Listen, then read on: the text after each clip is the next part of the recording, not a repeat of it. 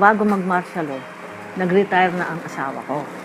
Ang driver namin dati, nung nagtatrabaho pa siya sa Philippine Air Force, ay mga may extra, mga sargento, mga sergeant sa Philippine Air Force.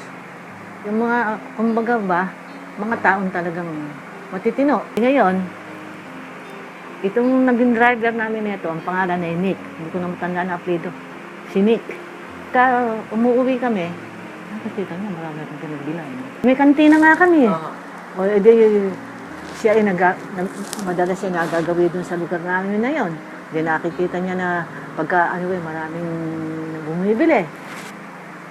Sabi niya sa amin ng asawa ko, "Ma'am, sir, may sasabihin ho ako sa inyo.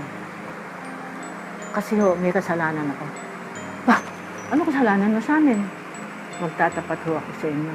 Ako po ay ex-convict. Pagka gano'n, mabibigat ang kaso mo, murderer yun.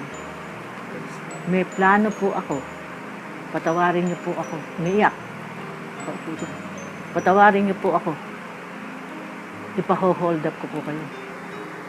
Kagabi ho, dini sa loob doon ng urna. Nandiyan siya. Gumaganyan ang liwanag. Gumaganyan. Akala doon niya, nasusunog. Gigisingin daw niya kami talaga. Makita-kita raw niya hindi nasusunog. Kundi yung sante, nagliliwanag na ganyan. Bumangon. At siya daw lumuhod at umiiyak siyang nagsisi. "Patawarin niyo po, ako." Abay, kung naisip naman namin mag-asawa, hindi na namin ito dadakit. Dahil nagsisisi, ako po magpapakabuti niya. Bigyan lang po ninyo ako ng pagkakataon. Inano na namin. Nung pinatawad, after 2 months pa sa amin, ay nag-resign na.